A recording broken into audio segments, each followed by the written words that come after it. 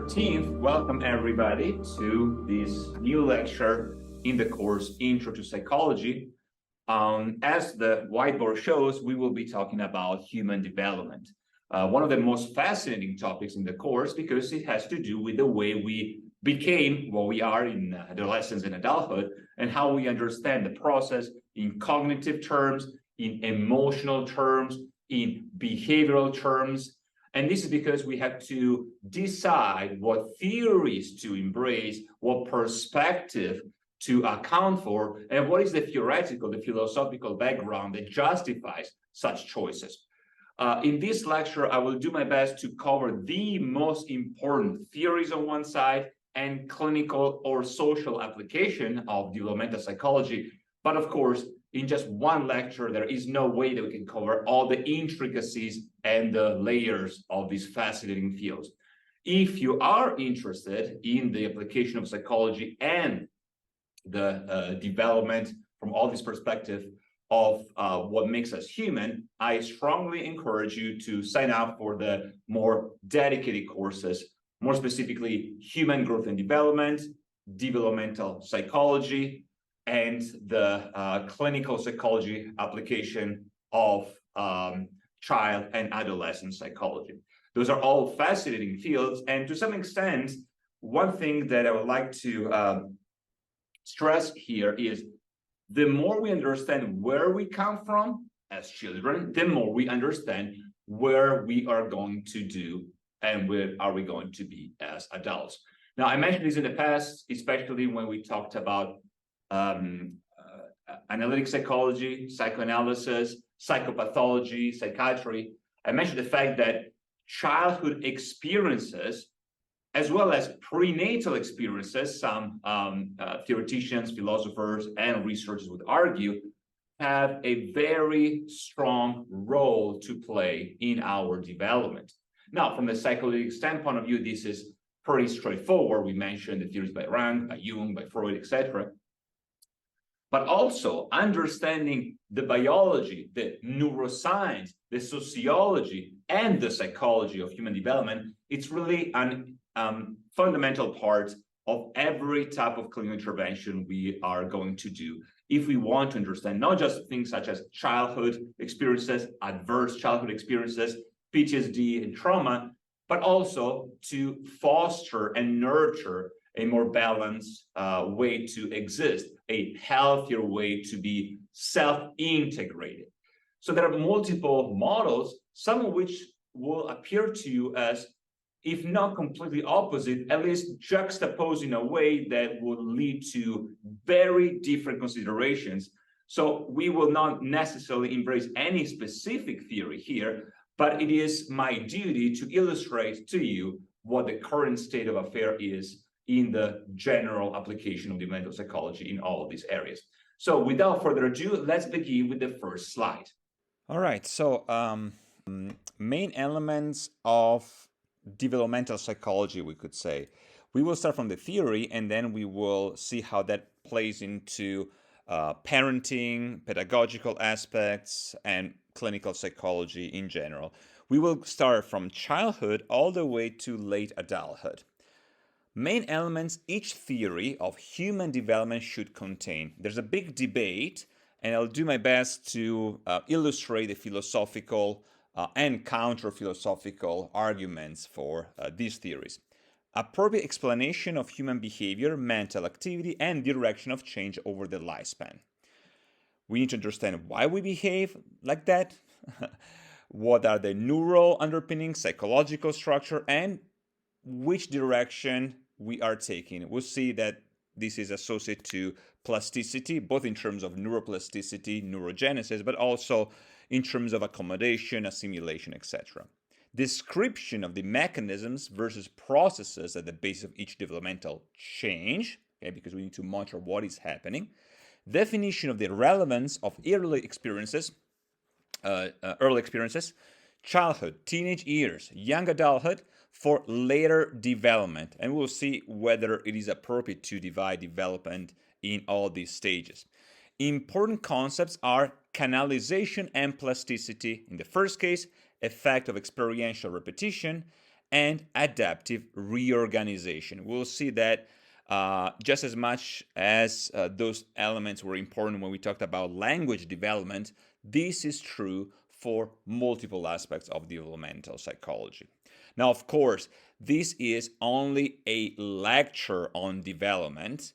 If you are interested in understanding developmental psychology more in depth, I really encourage you to sign up for the developmental psychology courses I teach. But in this lecture, I give you a general overview. Context, internal and external environment, social, cultural, physical, family-based, school, work, and group-based areas of influence, and self-perception, which is connected, of course, to worldview and philosophy. We'll see how this is important, for instance, in ecological, dev-ecological aspects. Risk factors for disruptive development, protective factors, resilience, nature versus nurture, harsh parenting versus nurture parenting, for example. Okay, in the next slide, we're already making a quick comparison. On the left-hand side of your PowerPoint, of your slideshow and screen, three main theories: Erikson, Freud, and Piaget. This is just to say that, first of all, you see that there are different stages.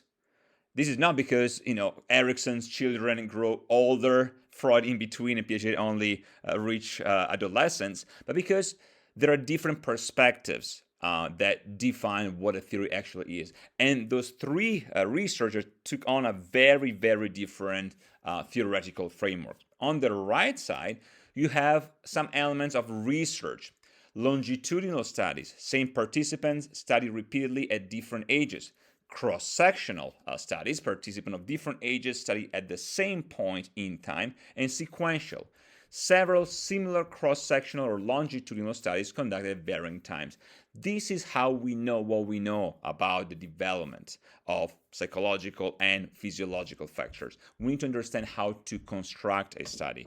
Theories are important, but eventually we need to have some solid evidence based on the scientific method.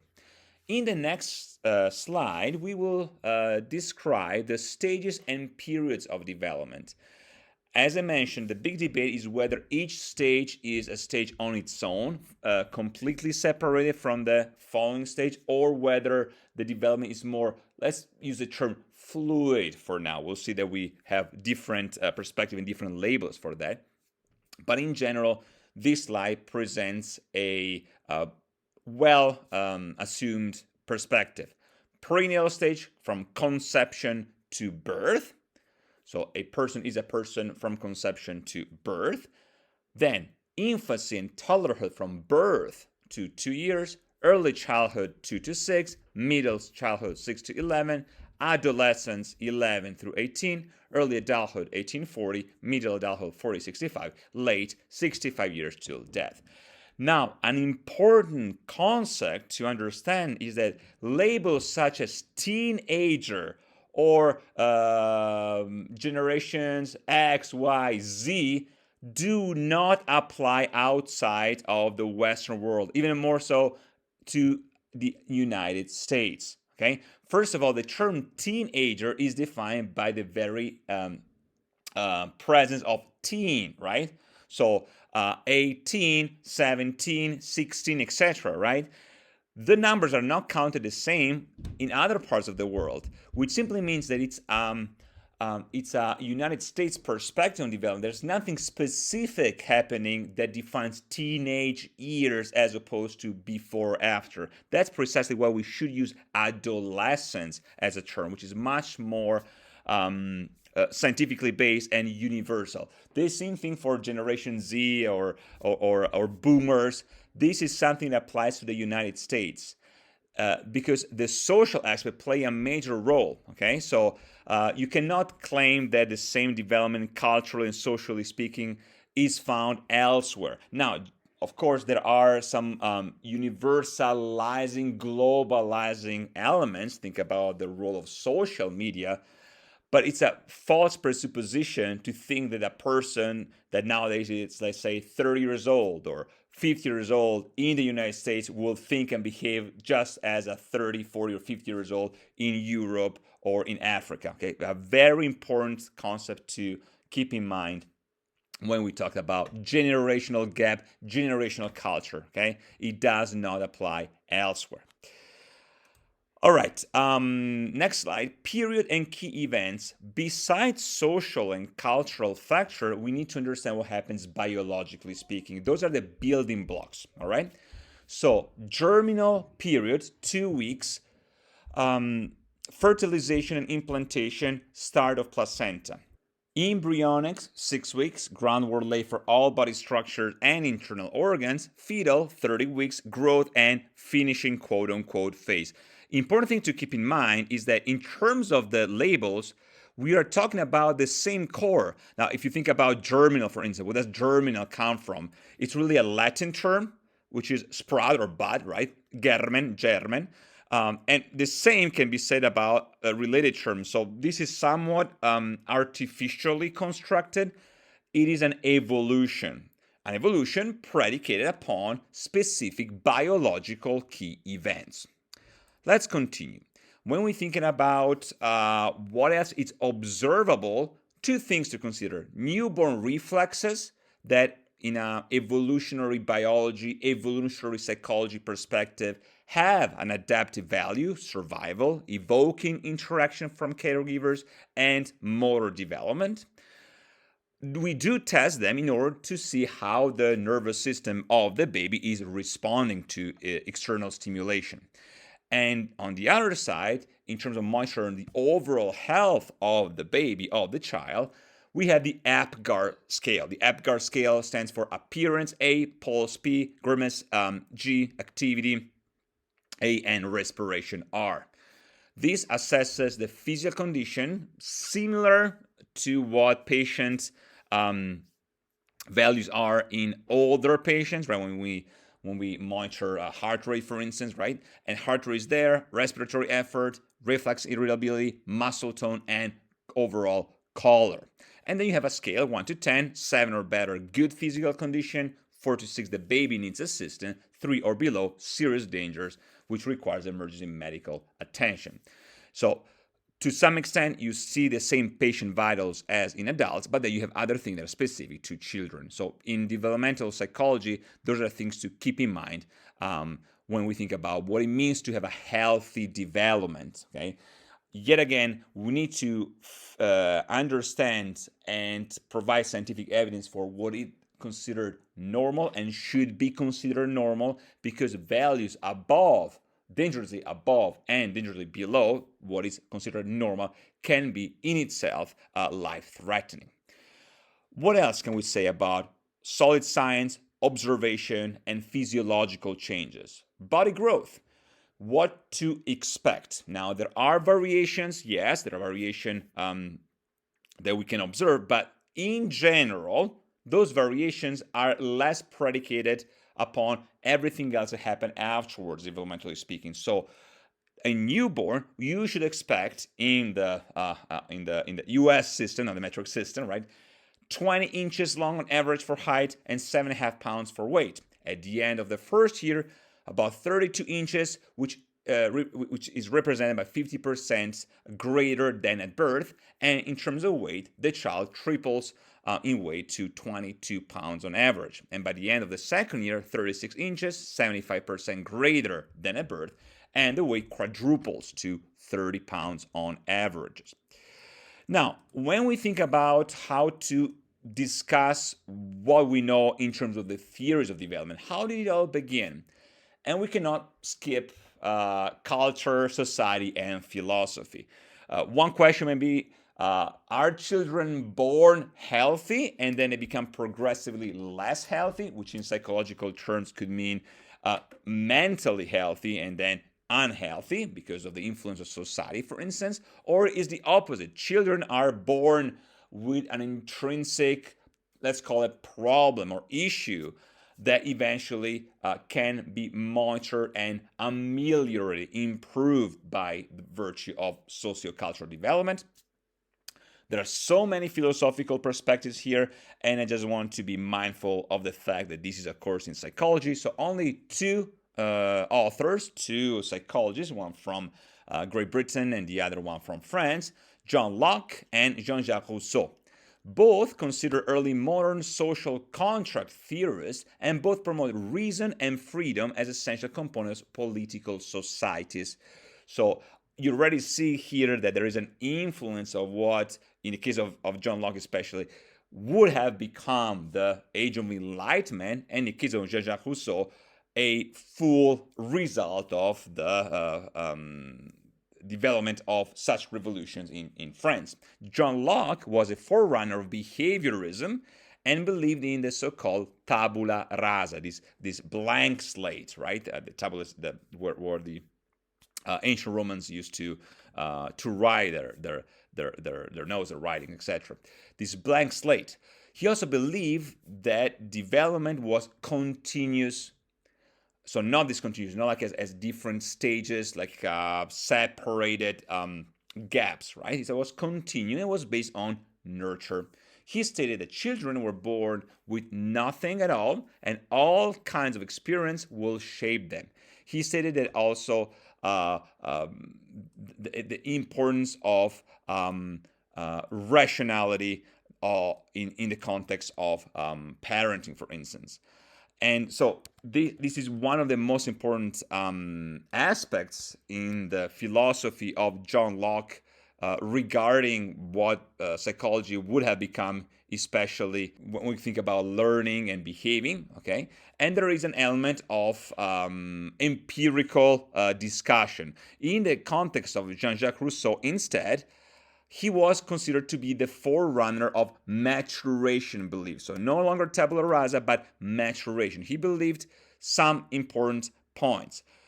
Children are noble savages, and they're naturally endowed with a sense of right and wrong and with an innate plan for orderly and healthy growth. This includes two influential concepts, stages and maturations. Maturation refers to genetically determined, naturally unfolding course of growth. So as you can see here, you have this constant moving towards a maturation, which in itself is a predictor of what the ultimate goal of development is. So you cannot completely separate these aspects. Which brings us to the next slide. What do we mean by life course theory and perspective? The fact that development is a course. So think about this in evolutionary term. Having a life course, it simply means that you develop throughout your lifespan, you could say, but there is an ultimate goal. Okay, what is this goal? Is it a goal of biological improvement or survival of the fittest? We'll see. So let's take a look at a few terms here. A transition is a discrete life change or event within a trajectory, for instance, from a single to a married state. Transitions are often accompanied by socially shared ceremonies and rituals, such as graduations or wedding ceremonies, whereas a trajectory is a long-term pathway with age-graded patterns of development in major social institutions, such as education or family. This does not mean that we should look at this as a socially constructed transition. Careful how we use this term. Not necessarily so. A trajectory is a sequence of linked states within a conceptually defined range of behavior or experience, for instance, education and occupational career. Thus, the life course perspective emphasizes the ways in which transitions, pathways, and trajectories are socially organized. Although this is their perspective, as I mentioned before, being socially organized does not mean ontologically social. Moreover, transitions typically result in a change in status, social identity, and role involvement, not role itself. Trajectories, however, are long-term patterns of stability and change and can include multiple transitions. So, developmental psychology, other concepts, stability and plasticity. You might think of this term as juxtaposed elements, and you'd be right in thinking that way. So stability, persistence of individual differences, and lifelong patterns established by early experiences. Think of what we said about temperament and humor, and we will discuss that further today. Plasticity development is open to lifelong change, and change occurs on the basis of influential experiences. Now, in the next slide, I am showing you a comparison between different theories, psychoanalytic, behaviorism, Piaget, etc., and we view them according to certain labels. Are those theories continuous, so fluid, constantly changing, or discontinuous in separate stages? For instance, you notice that Piaget, which we will analyze later on, is a discontinuous theory for very well-defined separate stages. Okay? The psychoanalytic perspective is also discontinuous because of the role of childhood experience. I think about the oral stage, the phallic stage, the anal stage, etc. Is it one course of development or many? As you probably imagine, behaviorism by definition has many possible courses. What about nature and nurture? Well, there are different emphases. Behaviorism, again, has to be completely focused on nurture, but because we're talking about the learn of environmental learning in this sense, okay? All right. What about evolution? Is evolutionary psychology the same as developmental psychology? Well, it plays a major role, especially in modern time, and this is better defined as EDP, or evolutionary developmental psychology. This field applies the basic principle of Darwinian evolution, particularly natural selection, to understand the development of human behavior and cognition. Evolutionary theory involves the study of both the genetic and environmental mechanisms that underlie the development of social and cognitive competencies, as well as the epigenetic, gene-environment, nature-nurture interaction processes that adapt these competencies to local conditions. Again, I'm not expounding any specific theory here. I'm giving you a general overview. And of course, in regard to evolution, you already mentioned previously some criticism on the basis of mathematics, and I already recommended a playlist that talks about that. But it's very important to include evolutionary theory when we talk about psychology, because it's an essential part of the current discourse.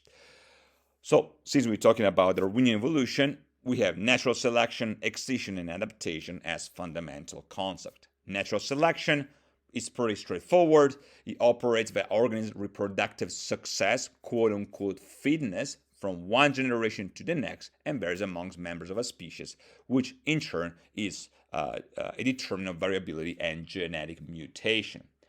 Extinction, you should remember that in regard to behaviorism, it's a process that may occur as the result of some catastrophe, or when individuals in a specific species are reduced to a very small number so that inbreeding occurs.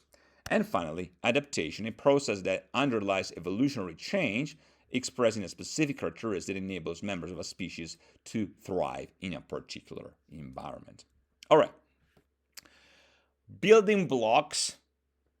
You cannot study developmental psychology, you cannot study child psychology and adolescent psychology without having a solid foundation in biology. So, what do we need to remember here? Again, I have a specific playlist that talks about these aspects. This is a summary, but let's start from the cell. The cell is the basic structural, functional, and biological building block unit, the smallest unit of life that can replicate independently of all known living organisms. Think about what we said in week 2 about the neuron. Okay? Chromosomes, thread-like structure made up of DNA, and the DNA is, of course, a complex molecule with a double helix shape that contains genetic information. What are genes? Think of the etymology that we mentioned a few times. Units of hereditary information composed of DNA. They direct cells to reproduce themselves and manufacture the proteins that maintain life. Now, of course, when one is to say that something directs something else, this, of course, presupposes some level of, if not rationality, at least intelligence. And on the left-hand side, you have very specific definition here. I will not repeat them all because we discussed that in the past. But it's a good idea to just review what autosomes are, although you should already remember what we said about the etymology, right? Soma in Greek, and autos, well, what it means. And the 23rd pair of chromosomes, XX and XY. In general, yes, of course, there is XXY and XYY, etc., in terms of changes, disorders, and differences in sex development. But as I mentioned, we have a specific slideshow that talks about that, so we will continue with this basic knowledge. Now, of course, keep in mind that the sequence from the organism in general, from the cell, through the chromosomes, and through the DNA in terms of building block, and the difference between genotype and phenotype, right? The genetic information, the genotype, and what is observable externally in terms of the phenotype, okay? Hair color, eye color, skin tone, etc., all right? And just as a review, alleles, two forms of the same gene, one inherited from each parent. Homozygous and heterozygous, think of what homos means in Greek as opposed to heteros in Greek, so alike versus differ, and they occur at the same place on both chromosomes in a pair. All right. Except in the sperm and the egg, 23 each, the nucleus of each human cell contains 46 chromosomes, which are composed of DNA. Short segments of DNA constitute genes, the collaborative units of hereditary information that direct cells to reproduce and manufacture proteins. I have included a YouTube video with an animation if you want to have more of a visual representation of the genetic foundation of development at this stage. I want to make sure that we talked about the psychological factors first and foremost. Each chromosome has a constriction point called the centromere, which divides the chromosomes into two sections or arms. The short arm of the chromosome is labeled the P arm. The long arm of the chromosome is labeled the Q arm. The location of the centromere on each chromosome gives the chromosome its characteristic shape and can be used to help describe the location of specific genes. We talked about this when we discussed chromosomes and telomeres in the past. In this slide, you just have a very brief summary. Now, going back to Switzerland, going back to Jean Piaget and the stage of development, four main ones, okay? So SPCF is the acronym. I always thought of SPQR from the Roman Empire. These acronyms indicate sensory motor stage, pre-operational stage, concrete operational stage, and formal operational stage. And that's how Piaget interpreted human development via sheer observation. If you remember, he was one of the researchers that observed his children first, and then, of course, there are a variety of studies that Piaget and his co-researchers are famous for thinking about object permanence. It's one of the most important studies, the so-called peekaboo effect that we discussed in week 5. And so he's famous not just for developmental psychology, but also because of his theory of cognitive development. In fact, the genetic epistemology label is very often used to describe his work. And I didn't really mention his background, but think of him as one of the masters in the Naturphilosophie. In the natural history and philosophy was the label that, especially in Europe and even more so in the German-speaking areas of Europe, was utilized to define this academic and research direction, and both in theory as well as in practice. So you have the study of corresponding patterns. You have the concept of schema or schemata, the behavioral, the symbolic, the operational schemata, and also, besides sheer observation, the role of psychometrics. So there is a variety of things that we could say about Piaget, but of course, for the sake of this slideshow, I just want you to remember these four main stages. So what happens in each stage? Sensory motor, at the beginning, the name says it all. The infant explores the world through direct sensory and motor contact. Object permanence and separation anxiety develop during this stage. Okay, senses, right? Sensory motor. So think about what we said in regard to function and structure in the neuroanatomy portion of this course. And we will talk about separation anxiety and the strange situation in a few slides. So it's very, very important to understand how foundational this developmental stage is. 2 to 6 year pre-operational, the child uses symbols, words, and images to represent objects, but does not reason logically, not yet. Okay, that's precisely why we shouldn't think of children as fully formed rational beings yet. Okay, in terms of what we ask them. Okay, that should be and was used to be common sense throughout generation. Now, these things, unfortunately, together with the rejection of science, is part of some areas of the modern world, but they don't make sense scientifically at all. The child also has the ability to pretend, which is very important in terms of the development itself. This make believe, the game element. During this stage, the child is egocentric. Don't think of this in psychopathological terms. Don't think of this in narcissistic terms or cluster B personality traits. Okay, it's a very different aspects of psychology. 7 to 12 years, concrete operational. The child can think logically about concrete objects and can thus add and subtract. The child also understands conservation. If you want to find out more, please click on the link that I provided and look at the experiments with the cups of water, for instance. Formal operational, 12 years to adulthood. And again, this is a big question because depending which theory, post-Piagetian theory, you apply, then this is the very last stage that ends, or maybe it's a stage that is not fully developed until adulthood. So we're all children. We never fully develop. We develop as part of our life course. The adolescent can reason abstractly and think in hypothetical terms. This is what really the formal operational stage defines.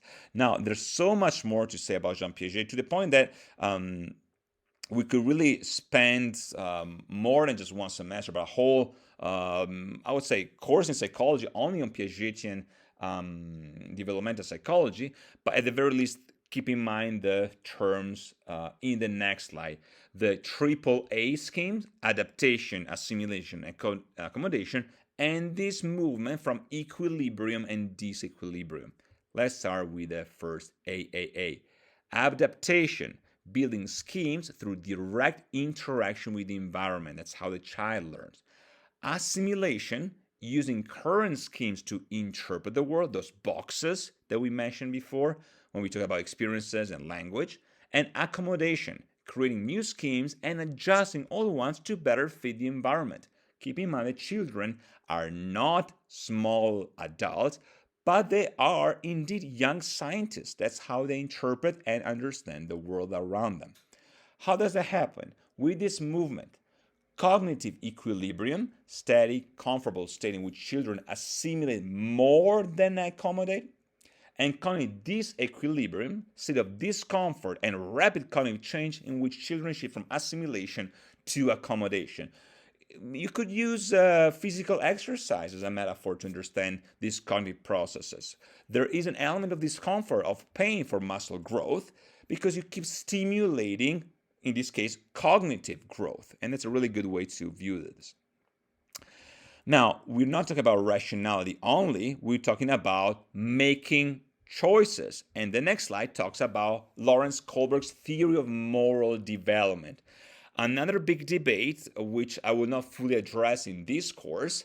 I have other courses in philosophy that addresses this, but the idea is that just as much as we see this conflict between poles, for instance, in Erikson, and we'll see what Erikson has to say about this, Kohlberg's theory has to do with the development of morality, which in itself is somewhat controversial if you took the opposite direction or assumption according to which morality is and is ontologically there, and maybe children need to discover them. It's not necessarily a development process, it's not an improvement, okay?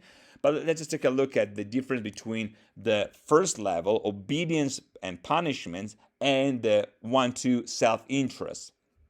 In the first case, there's no difference between doing the right thing and avoiding punishment, versus in the second thing, preschool age range, the interest shifts to reward rather than punishment. Effort is made to secure greatest benefit for oneself. Okay? Now, and then just continue in terms of the understanding of authority and a social contract.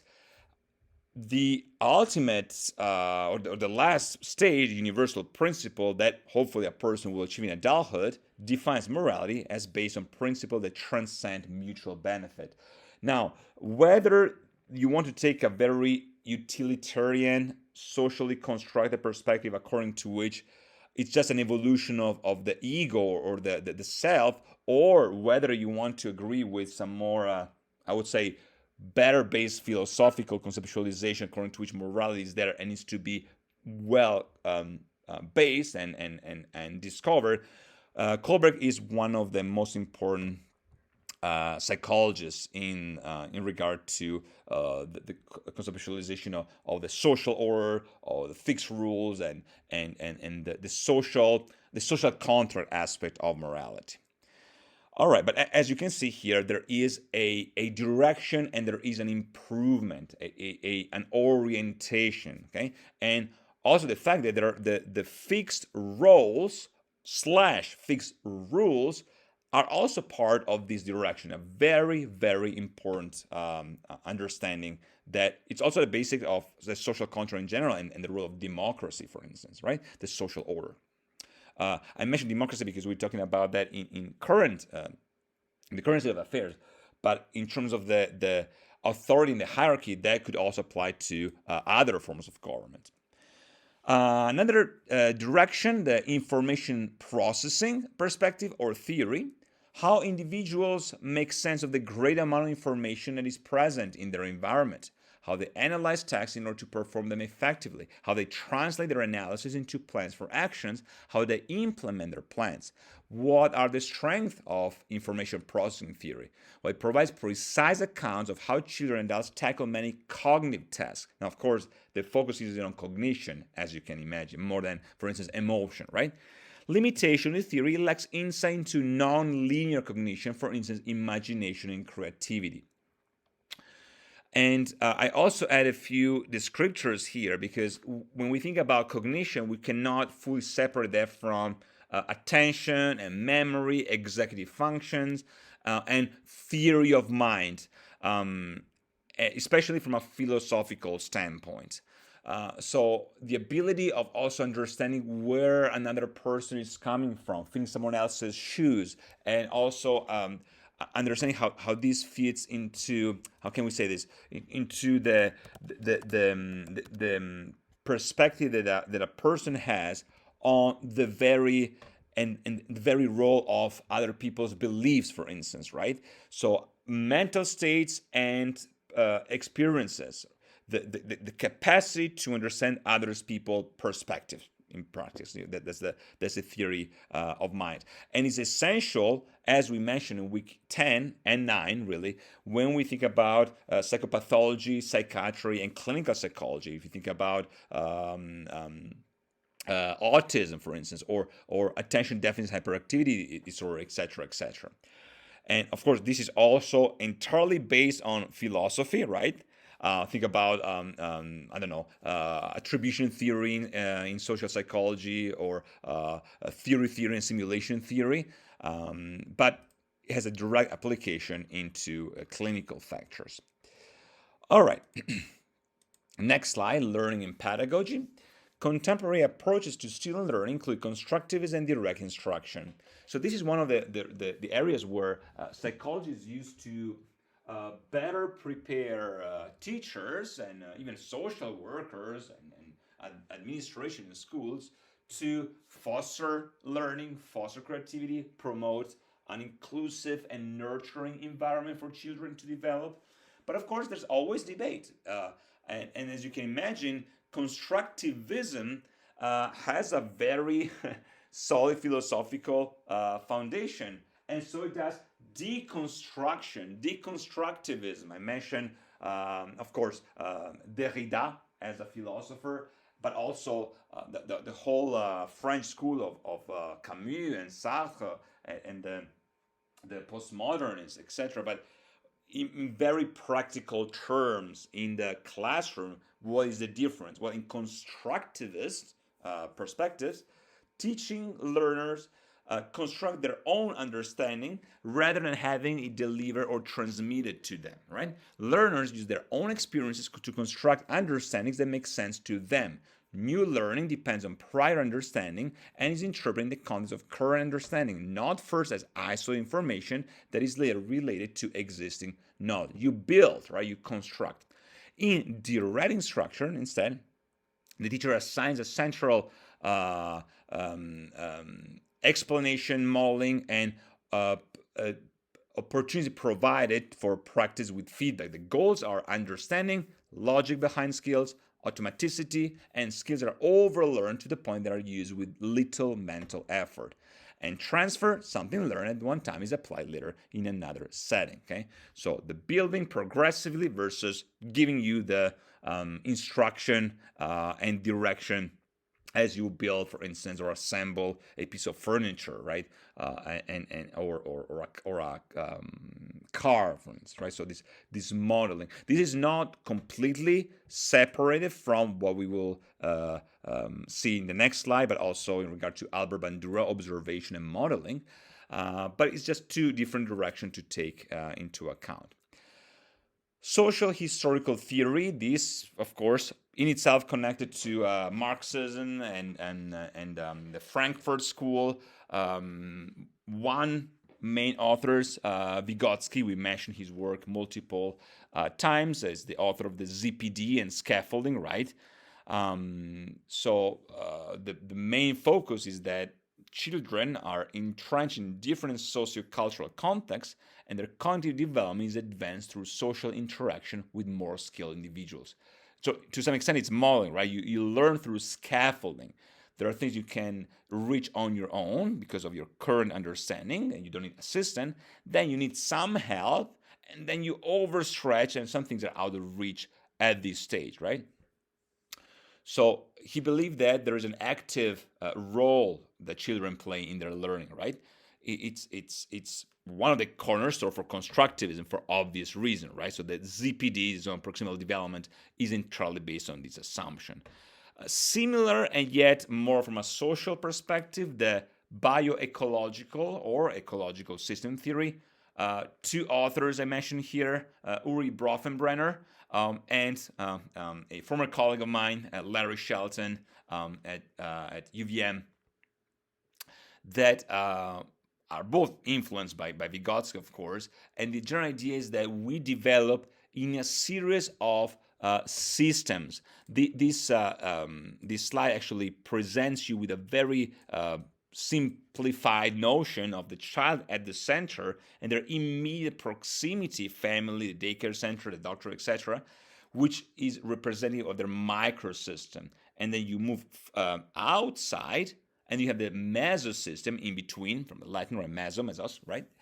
And there is this dual or mutual influencing patterns. You see the arrows here from family and school to the extended family, from the family to the workplace, etc., etc. And then you have the external, the exosystem, with neighbors, neighborhood, community health, legal services, mass media. And finally, the macro system, which, of course, is representative of everything outside of the previous one. So laws, structure, the state, the social class, ideologies, extremely important nowadays. And then, of course, in terms of over time developments, right? Because development occurs over time, there's a chronos system from the Greek term chronos for time, if you're familiar with Greek mythology. So very important perspective. All right, I mentioned Erickson multiple times, but yet again, we need to spend just a few seconds on him today as well, because it's a lecture on developmental psychology. Again, each stage is defined by this dual psychosocial crisis, these two poles, these two opposite terms and patterns that define a basic virtue for each stage, for each age. So if in infancy the basic virtue is hope, of course the psychosocial crisis is trust versus mistrust. Well, should I trust my parent or my caregiver? And then move on to the will, early childhood, autonomy versus shame. Think about potty training, for instance. Purpose, play age, 3 to 5. Initiative versus guilt. Do I want to be outside of my comfort zone? Do I want to reach a level of? Do I want to have a spotlight on? Do I want to be at the center of one's attention? Well, this is also connected to competency in the school age, the next stage, right? Industry versus inferiority. Should I raise my hand if I don't understand something in school, or should I volunteer if the teacher is calling for volunteers? Should I be a follower or a leader? How should I exist in the system? Fidelity in adolescence, ego identity versus role confusion. Exactly the point in adolescence. We are trying to make sense of things. We are trying to go through multiple crises. We don't fully understand who we are. We are confounded and confused, right? It's confusion. But at the same time, we are trying out multiple identities until we find ourselves. That's precisely the role of adolescence, right?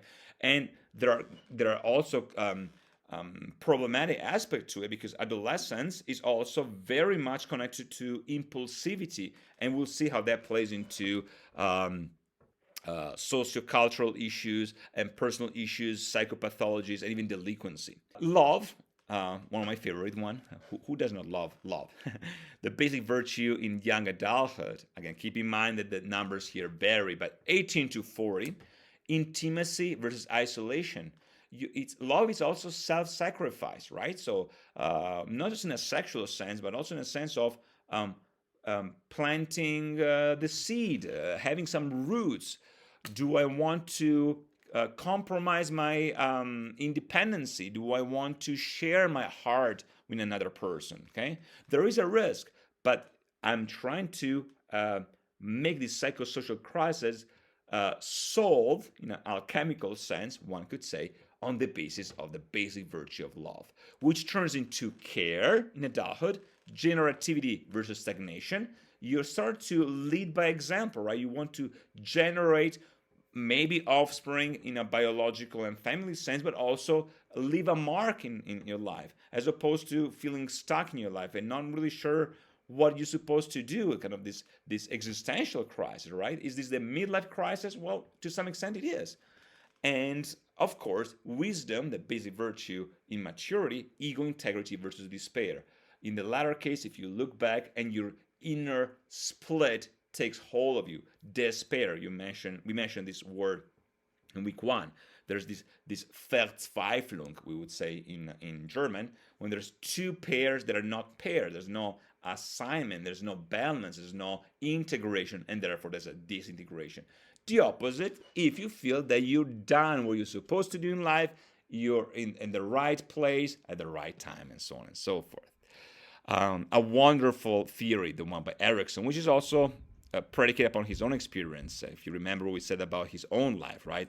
And his very choice of name, Erik Erikson, and the role of his, I would say, social and even ethnocultural perspective, because at the end of the day, we do base our understanding of life on the basis of what we experience first, and so if you remember, I mentioned that he came from a very prominent Jewish family, a Danish Jewish family in Denmark, and he was estranged from his mother, and he didn't really know much about his biological father. Well, he knew that his father was not he was a Dane, and he was not did not share a Jewish background, and so this Scandinavia, Danish, Viking, I would say, background, even Germanic background. Eventually, he moved to Karlsruhe in Germany, and then she got remarried and changed her name. But so he created this sense of identity on the basis of all the things that he went through, and this is instrumental to understand his theory. And this is instrumental to understand J. Marshall theory, which has to do with the identity status. We talked so much about identity in the last decade or so, and This is a really good way to frame it. He proposed 4 identity statuses, defined changes in adolescence, although many argue the main changes in this area occur during emerging adulthood. It doesn't really matter from the perspective of development per se. What matters here is to understand these 4 main quadrants. So what happens? You have a low commitment with low exploration, both low. Identity fusion. I don't know and I don't care what I'm supposed to do in my life, right? You don't really commit, but you also don't explore. You're kind of stuck.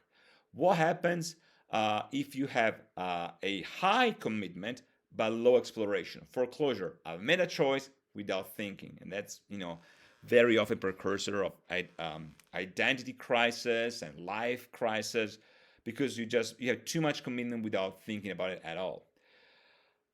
If you have very low commitment but high exploration, you're in a moratorium. You're thinking about what you should do. All the possibilities are open. Finally, if both are high, you have high commitment and high exploration, identity achievement. I thought about it, and then now I know what I should do with my life. So a very easy way to understand how we struggle with our identity, what we're being, trying to figure out how we are, but also it's a nurturing way to look at it, because it provides a way to understand that things will change, and as long as we have our priorities well established or in the process of being well established, everything is going to be okay.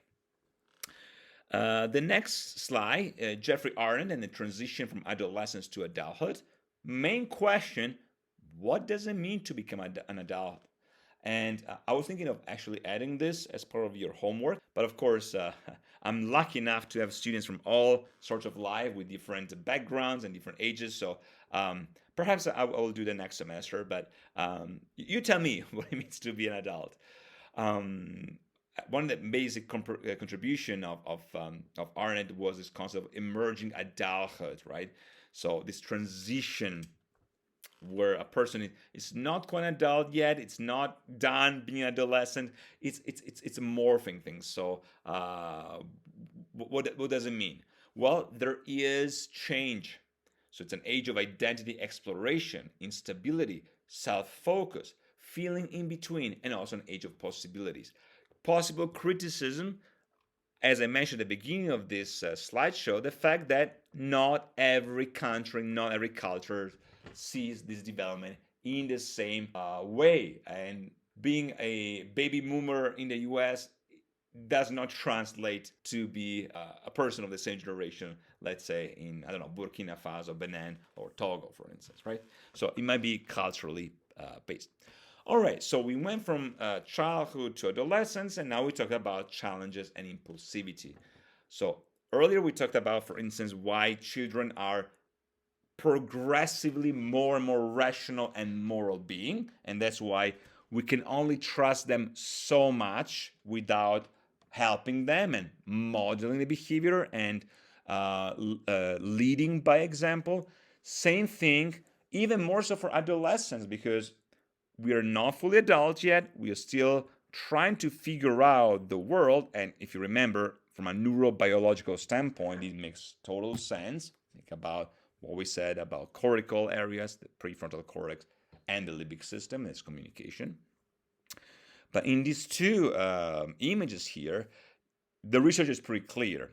Top right means self-reported impulsivity and sensation seeking. Yes, we're talking about self-report, but as I mentioned before, both qualitative and quantitative studies are essential in healthcare, in psychology, in science, and then on the other side, of course, age in years. Look at the red line, sensation seeking, okay? Reaches the top right past the age of 14 and stays pretty high all the way until, let's say, 20, 21, and eventually goes down a little bit. Impulsivity, right, starts very, very high. I mean, we don't have any data here in this image before 12, but super high at 12, and it starts to go down pretty rapidly, right? Look at the cognitive control network, age 18, thinking about the prefrontal cortex, right, and the amygdala, and the emotional social network, 19 and a half, and then goes all the way down to 22 on average, and goes back up 23, 24, etc. Yes, this is all based on US data, but it's pretty telling in terms of the things we do know, what kind of reaction we have, and the fact that in terms of cognitive development, neural development, we are better in certain areas and really not quite good in other areas. This translates on the other image, which has to do with potential dangerous situation a person might find himself in, even delinquency, psychopathology, etc., and all the problems and stages and challenges from early childhood through middle childhood all the way to adolescence. For instance, you might start with difficult temperaments, which of course is connected to everything we said about personality and psychopathology in previous weeks, what it means to have a temperament, and we'll add more things today. Cognitive deficits, right? Psychologically and neurologically. And then, as an example, ADHD, which again is extremely prevalent in the US, not so much so in other parts of the world, which has to do with multiple other factors. Conflict-ridden home, lacks an inconsistent discipline, okay? The importance of the family, the importance of a well-established community and society. We cannot emphasize how important family is for a healthy development. Child conduct problems, hostility, defiance, and persistent aggression. At this point in middle childhood, we start to make those issues our own. We start to incorporate that in our development, unfortunately. Rejection by typical peers on one side or academic failures, and both lead to commitment to deviant peer group. And this in itself only leads to delinquency as such later on in life. Also because there is a transition between being a legal adult. So all these things play a role. If other psychoanalytic theories investigated non-observable factor in a subconscious state, for instance, we can verify this pattern over time. And the more we know about these things, the more we can actually actualize interventions on a social level, on a pedagogical level, on a school level, to prevent and to help our children. So very important things that we should keep in mind.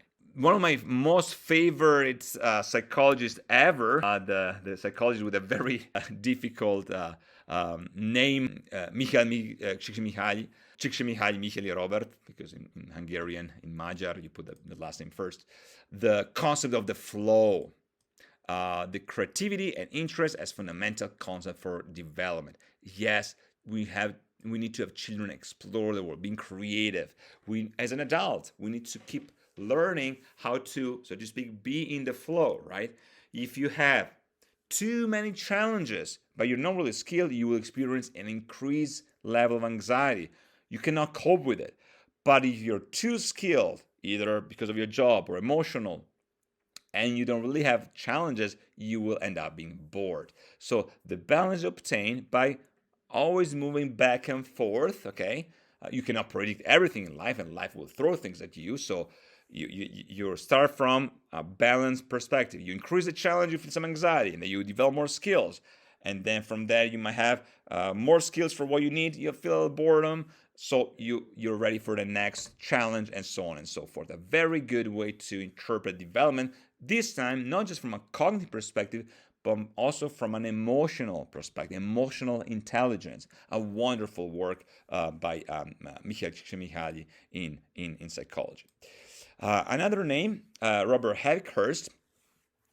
We're talking about the middle years, and he discussed these 7 major tasks a person has to go through in becoming full functioning adult, if we can use that term.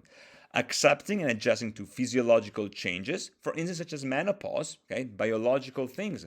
Also understanding that we change inside of us, and something that might be considered a limitation also represents a definition, an identity. Think about, I don't know, an elephant that wants to be an eagle, okay, and does not fully appreciate what it means to be an elephant. It's elephantness, the beauty of being an elephant. Now, this is a bit of a stretch because it assumes that on a cognitive and emotional and rational levels, animals are the same as human beings. I'm not making this claim. This is just a metaphor. But what I'm trying to say is that we each have a gift as human beings. We each have a role to play, and we need to discover how that changes also over time. And that is a reason why you cannot be the same, for instance, I don't know, athlete in your 80s as you were in your 20s, but that doesn't mean that you cannot maintain a healthy lifestyle all the way until your 90s or 100, for instance, right? Second, reaching and maintaining satisfaction in one's occupation. Remember what satisfaction means. Satisfacere in Latin, to make someone full of meaning, right? Adjusting to and possibly caring for aging parents. We are a social being, but we're also meant to love. We find purpose and meaning in life by giving back. This is so important. It's really concerning to me how in certain modern societies, in the West, especially in the West, the elders appear not to be as valued as they are in other cultures.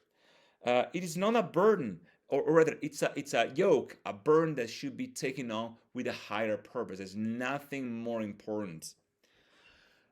Then, helping teenage children to become responsible adults. The role of modeling, leading by example, and it's a very important role of what true motherhood and fatherhood actually mean. We are forgetting these things, and the research is pretty clear. Achieving adult social and civic responsibilities. Relate to one's spouse as a person. You learn from one another. And finally, developing leisure time activities. We are still children. We keep developing. So, a very important contribution by Robert Havikhurst to modern psychology. You should be already very familiar with Albert Bandura and the Bobo doll experiment, but reviews are always good. So, what did he propose? Social learning theory, SLT. This suggests that observation, imitation, and modeling play a primary role in the process of learning, right? So, new learning occurs through the observation and imitation of models, and these models, which are perceived as powerful and which control resources, are most likely to be imitated. That's pretty straightforward. There are three basic models of observational learning. A live model, which involves an actual person, an individual demonstrating or acting out behavior. That's how we learn. A verbal instructional model, which involves descriptions and explanation of a behavior. Think about instructions in general, right? Directions. And a symbolic model, which involves real or fictional characters displaying behaviors in books, films, television programs, online media, etc., etc. I would like to add that the best examples of literary works, novels, and the epos of the antiquity, sacred texts even, do exactly that. And that's precisely how we should interpret those stories. Should we call them spiritual, mythological, philosophical? Well, you experience them. You don't criticize them in the way you would present a critique of a painting, for instance. It removes the point, not just the emotions, but as if you watch a movie. You're not analyzing the movie as you watch them. I mean, you could from the perspective of instructional, cinematic art analysis, but the moral, the story acts on you. And that's precisely how this works. And in the example below, you had the demonstration of this, a physical graphic representation of it. Now, Bandura did not necessarily take on this mythological exegetical analysis. Albert Bandura it's a psychologist that is mostly focused on the learning itself, not on these mythological factors. He's not a Mircea Eliade, for instance, or a René Guénon. But nevertheless, what determines human behavior are personal cognitive factors, environmental factors, and behavioral factors. So all these three elements and this observation imitation plays a central role. Okay, so this triad. And another triad is the one of cognitive behaviorism. This is very, very important. We mention this all the time, how you become who you are, right? You have a behavior. Behavior reinforces thoughts. Think of conditioning, behaviorism, etc. Thoughts create feelings, feelings create behavior, etc. Now, it is more complex than that. And you can also go the other way around, but also because the way we perceive that as they happen is important. This is what we discuss in memory. And I also want to add attention here because it's not quite the same, right? So you have different types of attention, and this is connected to what we discussed when we analyzed the gorilla experiment, for instance, right? So when we think about these patterns, the cognitive triad, behavior, feelings, and thoughts, these play a role in the way we develop as well from childhood on. Remember assimilation, adaptation, etc. Remember what we said about this equilibrium, the triple A model, what the psychologist and Piaget have to say. So adaptation, you build these schemes, and then the assimilation, you're using them to interpret the world, and then you create new schemes in accommodation to adjust old ones to better fit the environment. That's how emotion, thoughts, and actions play a role. But you also are attentive. There is attention towards something. Attention. You create the world by paying attention to things. In the next slide, experiential learning theory. All right. Similar. You have these similar patterns, but also the four main elements: feelings, doing, watching, and thinking. So concrete experience, reflective observation, abstract conceptualization, and active experimentation. You have the perception continue, and you have the processing continue, which is very much a further application of what we said so far. So how can we understand that? Well, with Bandura, you have this observation that can be more or less direct. With experiential learning theory, the idea is that the best way to learn things is really to have experiences, which is interesting because it does occur within a social environment. At least it really was the view of John Dewey's version, John Dewey's experiential learning theory. So knowledge itself is socially constructed, and it's based on experience. And then this type of knowledge is connected to the environment itself. And of course, the difference between Dewey and, let's say, the version of experiential learning theory by David Kolb, for instance, right?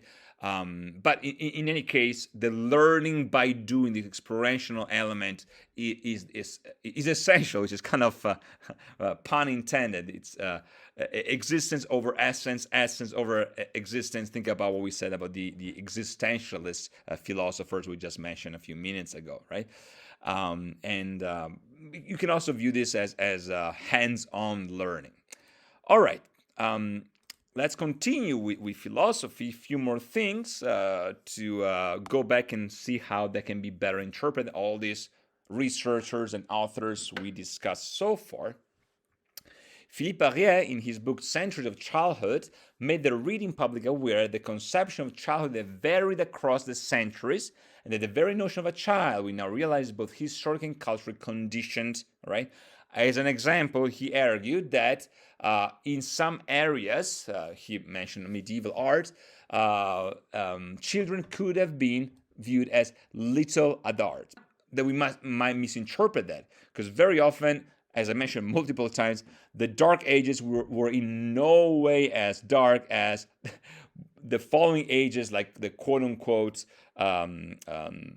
age of enlightenment. One has to believe the word. The Middle Ages were extremely scientific and very profound philosophically, and very diverse, very developed from all sorts of perspectives.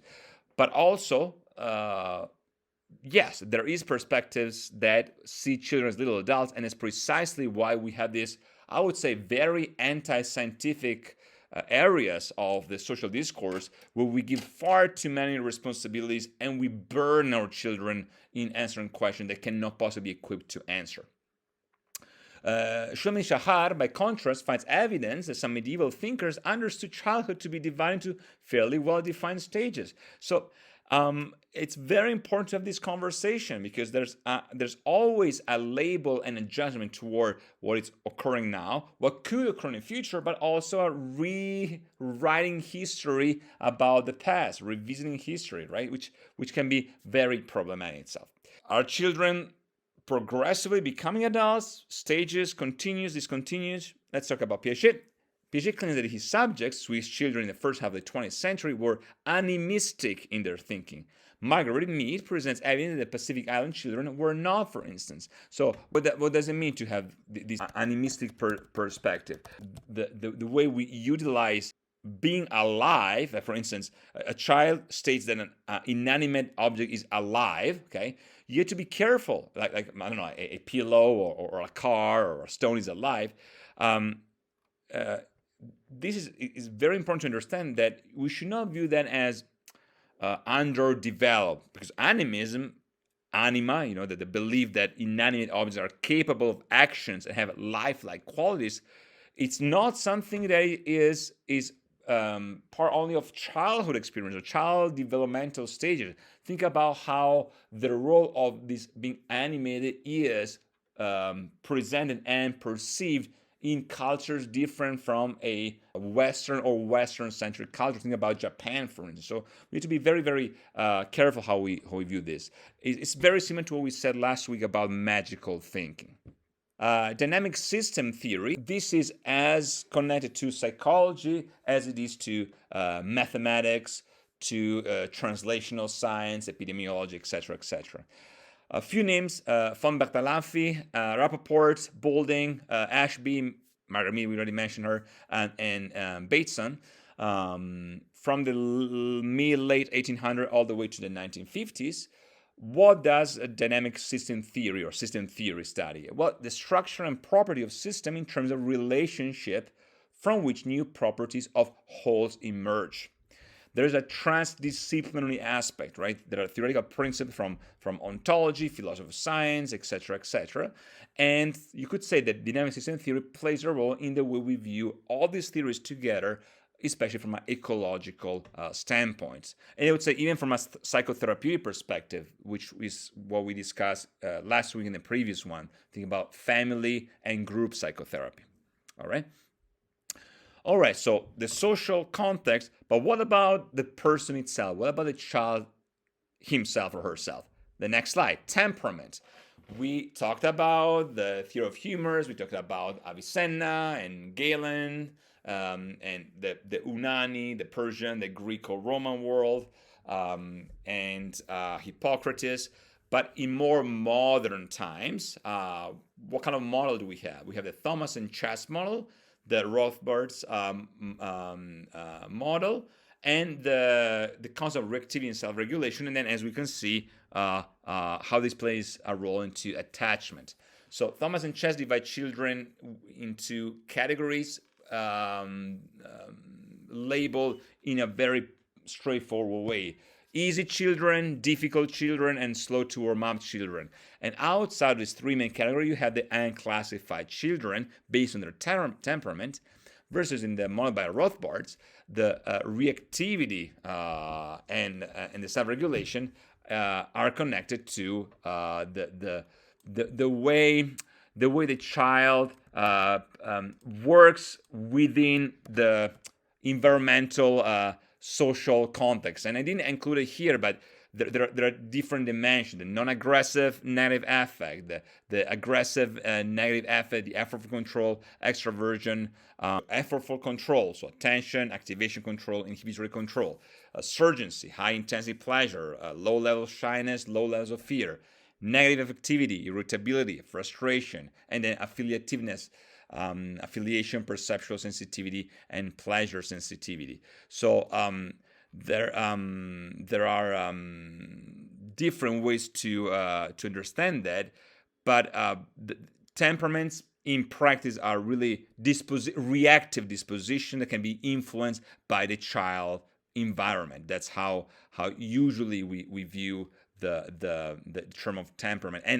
And so this in itself, similar to what we said about the humors, right? So there are broad dimension of childhood temperament: extroversion, negative activity, effort for control, and then the research is to demonstrate how this effortful control, which is really the ability to, similar to what we said about Freud, right, to suppress a dominant response to perform a subdominant response, like delayed gratification, being able to wait for a piece of cake. So this effort flow control is linked to executive attention.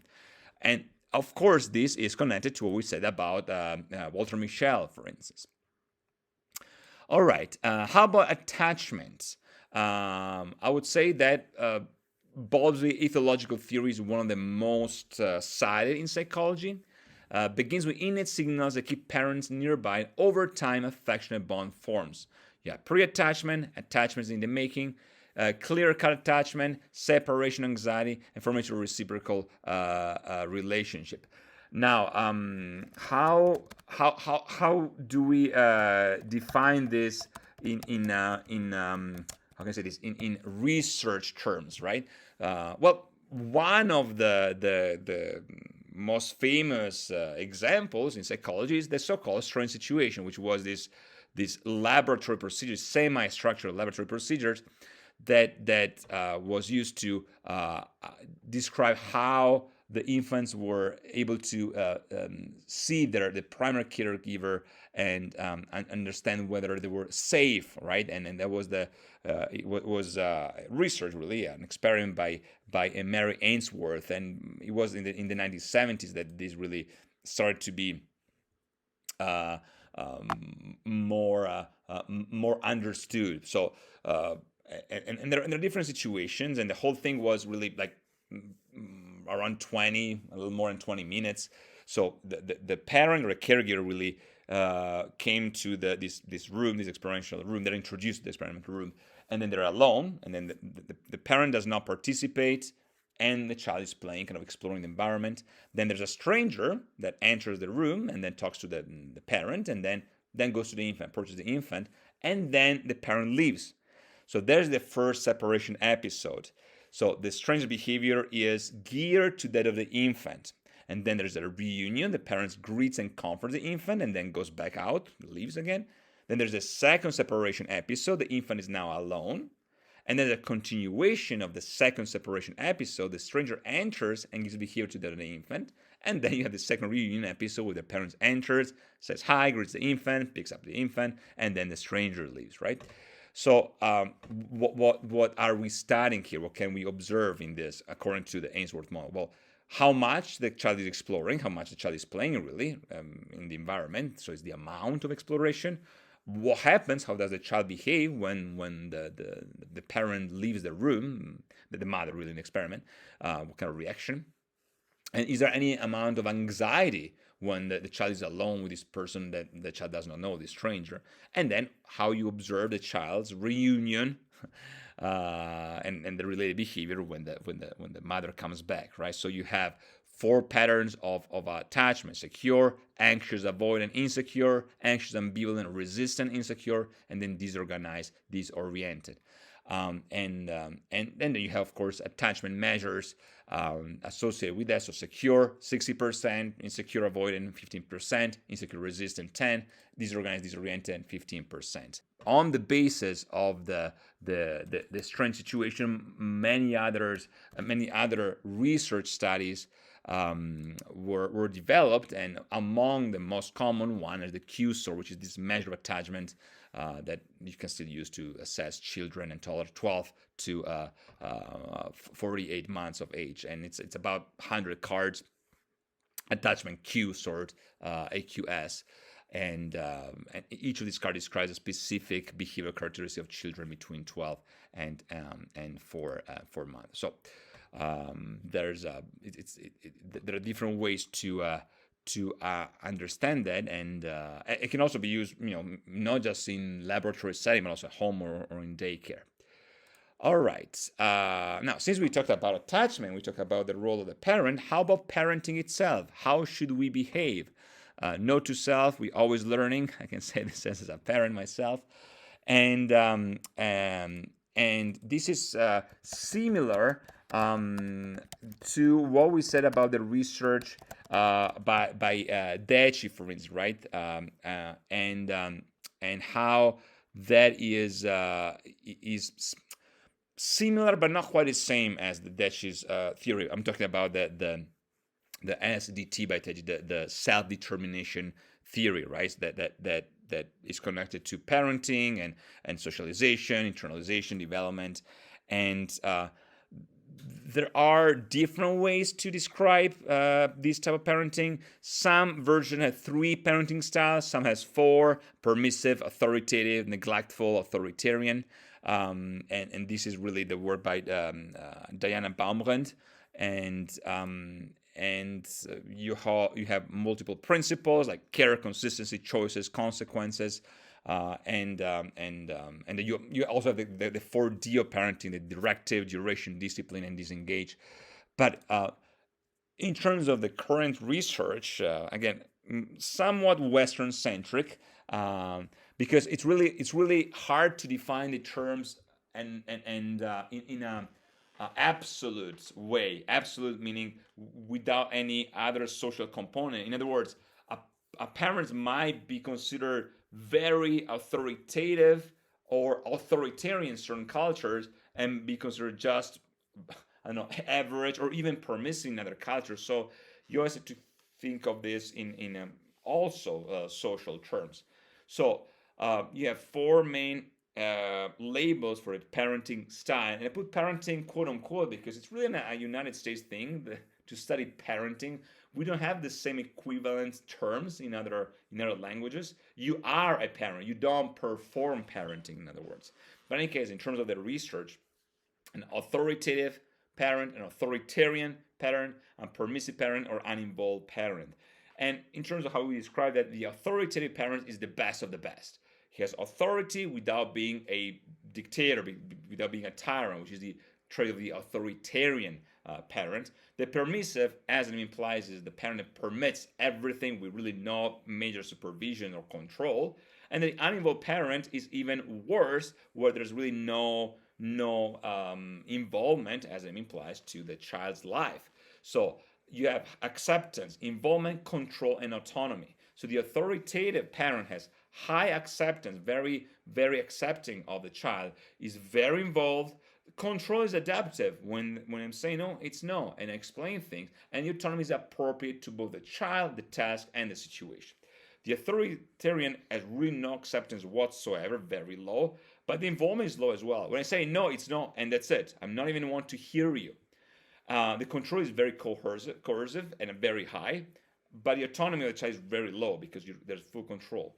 The permissive might have a very high acceptance, but involvement is like really fluctuating, can be too low or too high. Control very low. You're really putting a lot of burden on your children. You allow them to do whatever they want, and they need some boundaries. Children are like water. They could nurture the soil, the ground, and have plants grow, but they also need to have a solid container that carries them around. Okay, so this is not really the best parenting style, so to speak. And the autonomy, of course, is very high because the child does, indeed do whatever the child wants. The uninvolved, which is the most problematic of them all, has low acceptance because it doesn't really care or doesn't seem to show that the parent cares about the child. Very low involvement, very low control, and the worst of the worst, autonomy indifferent, which is one of the most problematic situations especially in the context of development of cognition and emotion for the children. So we have to understand this also to better frame the possible problems that the child will encounter as they grow. And the same can be said about divorce. Now, please be mindful that everything I'm discussing here is based on solid research. It's not just a question of preference or socially constructed labels. The research is pretty clear about all these factors. I did mention differences in theoretical frameworks, and so to some extent there is a margin for debate and argumentation on multiple sides. But when we talk about the very negative consequences of problematic families, inappropriate environment, and divorce, the research is pretty clear. Okay, so there are immediate consequences: family conflict, drop in income in mother-head households, in statistical terms. Okay, which is not to say that it could not happen. I'm just talking about what the research indicates. Again, with a slightly higher indication within the Western framework. Maternal stress, inconsistent discipline, and loss of routines. Also, because it's very hard to do everything all at once if you are alone. Child reaction vary with age, sex, and temperaments, of course, because we are still our own person. And then you have long-term consequences, possible improved adjustment after 2 years. So not everything is lost, so to speak, but we have to keep in mind that these are fundamental things to keep in mind, and this applies even to adoption, for instance. It would be very disingenuous, anti-scientific, and also immoral for a psychologist to say, well, you can just adopt any child regardless of the consequence of the biological background and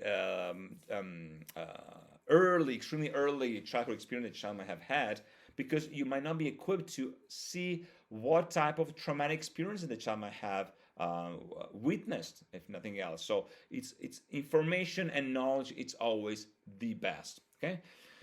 Decline in academic achievement, self-esteem, and social competence, emotional and behavioral problems, and problems with intimate relationship. Again, what we said, everything about the environment, how we model, how we copy the environment, how we look up to our parents, to our parental figures, to the role models we have in life, this transparent to new relationship. Now, of course, this does not mean that if a person comes from a broken household, a broken family, then you are already labeled, you can never change in life. We talked about this in depth about psychotherapy. You can always change things. We also mentioned that in regard to the biological basics of psychopathology, the percentages, sorry, the relevance of biological makeup in the development of the psychopathology in the discussion is less than 50% in most cases, right? So you still are your person. But to completely avoid a discussion on adverse childhood experiences, broken household, divorce, the disruption of the family itself is really anti-scientific and clinically an extremely dangerous thing to do. All right, now we are moving on to the very last part of our conversation today, and we will go to middle and late adulthood. Okay, so we have different ways to define what being an adult is, as we previously briefly encountered, but now we are really are leaving adolescence behind, and we go to the very last portion of our life. Few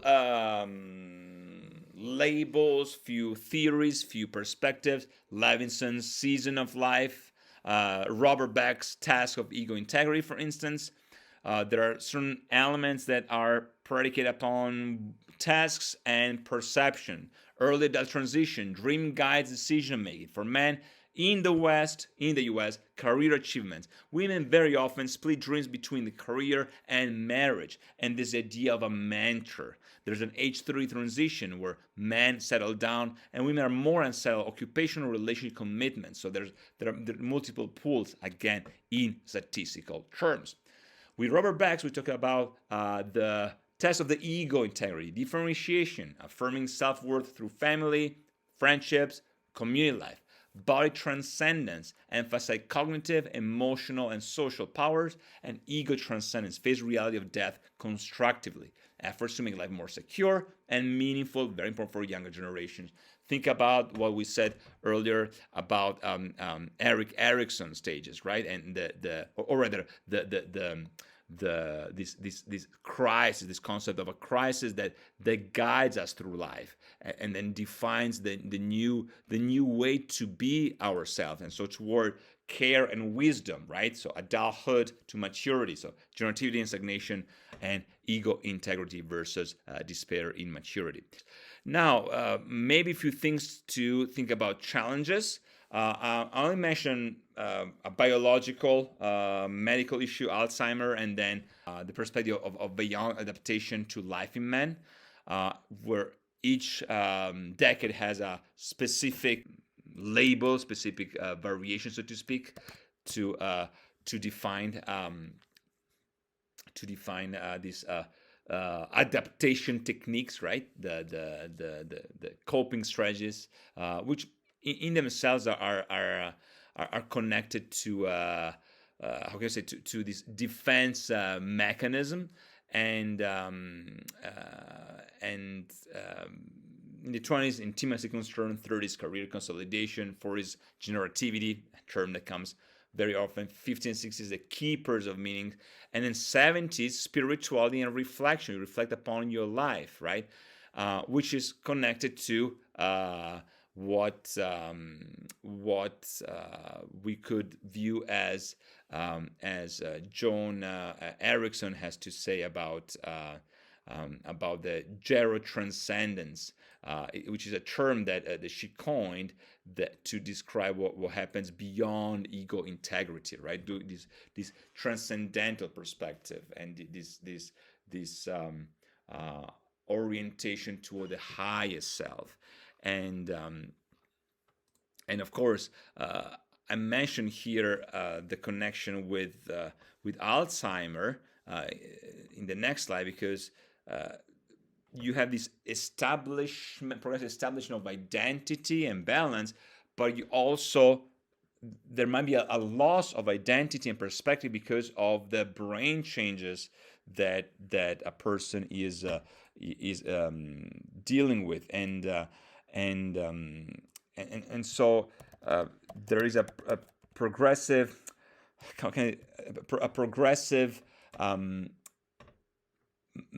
move towards becoming not just a better version of oneself, but also an enlightened, you could say, version of oneself, a higher, more spiritual version of oneself. And by the way, she was the wife of Erik Erikson, but I always want to mention her work alone, and then her collaboration with Erik Erikson, and the role of this psychosocial development, because she definitely played a role in developing with her husband this psychosocial development, those 8 stages, and she was very instrumental in the development of play therapy and art therapy, and the idea of blossoming, really, the becoming more than just oneself. And she was also an ethnographer, I think a dance ethnographer in particular. And so the idea here is to have a form of developmental psychology that understands that we are going beyond our life. And the very last slide that I wanted to include here is one of the most commonly cited views on the grief model, is the really 5 stages of grief. This is an adaptation of the 5 stages of grief model by Elisabeth Kübler-Ross, and there are 2 ads that are shock and testing. And it's a way to redefine how, toward the last stage of development, we are faced with our biological departure from this world. So if you study developmental psychology, you should understand all the things we discussed so far, the theories, the biological parts, the neural development, neuroplasticity, neurogenesis, all the psychological factors, the cognitive factors, the stages, the continuous or discontinuous development, what direction. But in the end, toward the end of our physical life in this world, it's important to keep in mind that we're striving for more in this life, which is something that should also guide us psychologically, psychotherapeutically, existentially, even spiritually, toward becoming who we were supposed to be all along. And at risk of sounding on a broken record here, we are indeed made for love. Now, how you define love, of course, it's a personal thing, and no psychologist will push his or her own belief on you, but this concept of love is really this inner guise, inner light that moves us. So if you look at these stages of grief, which can be grief from the loss of a loved one, but also loss of identity, loss of a job, loss of a career, loss of a country, being in a war, loss of community, the loss of a friend, can be a variety of things. But as an example here, we use the death of a loved one, and people go through different stages, not necessarily this very order, and sometimes you go back and forth, and each stage varies, but it's very nurturing to recognize how it feels when each stage hits us, so to speak, to to feel all the emotions that we need to feel, not to repress or suppress anything, but also to keep in mind that things do change. There's always a light at the end of the tunnel, as they say. So we go through very often through this initial shock, this initial paralysis when we hear the bad news that happen. Okay, and this is also connected to what could be considered a survival syndrome, especially in older age when your loved ones and your friends might die and you outlive them. You're grateful on one side for maybe, hopefully, a healthy and happy life, but you also are missing them, and you might want to be reunited with them if you do have indeed a religious or spiritual belief. So there's initial paralysis when you hear about the death of a loved one. Then in denial, as the name implies, you're trying to avoid the inevitable, right? You're not there yet. I think I mentioned this before. I had, few patients that were in such a extreme state of shock that each day they were reliving their life as if their loved one was still there. And it would take them a good 2-3 hours in the morning, right before noon, when finally they realized that their loved one was no longer there. And it's a state of shock that creates also some element of not just denial, but dissociation. And then anger, frustrated outpouring of bottled up emotion, when you finally come to terms with what happened. Why?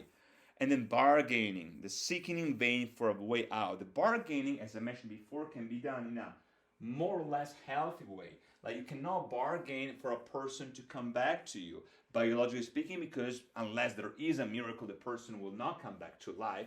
Or in the context of emotions toward the loss of a relationship, if you bargain in order to obtain the person's coming back to you, that is itself a problem, because you might bargain for something that you might not need in your life anymore, as in careful what you wish for. I have a video on depression that talks about that.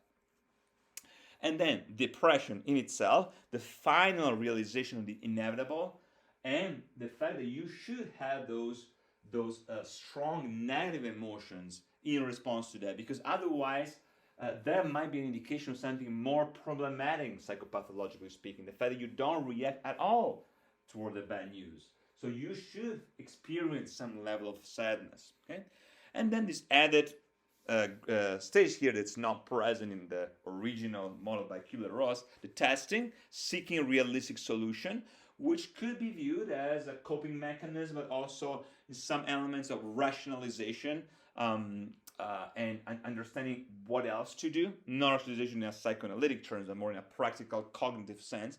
And finally, acceptance, finally finding the way forward, which again is in itself a very complex term, because to do with find this inner guidance yet again with the support and the love of people we have around us.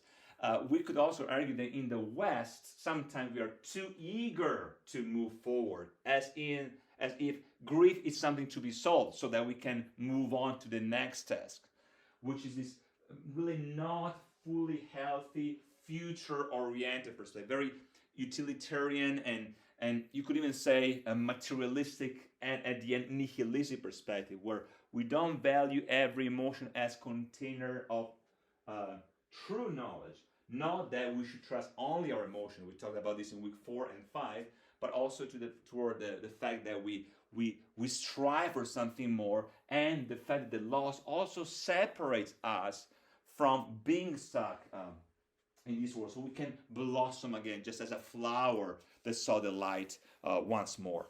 Wonderful. This concludes week 13th, developmental psychology. This will be one of the very last discussion we will have this semester. Well, for two main reasons. One, because I want to make sure that you will have enough time to prepare for the final exam, for the final paper. And two, because I also want to make sure that if you have further questions about areas of psychology that were not directly addressed either via the video lectures or through the other material posted on the module, that you can ask those questions and I can reply with perhaps peer-reviewed scientific papers or theoretical discussions or clinical experiences, etc., etc.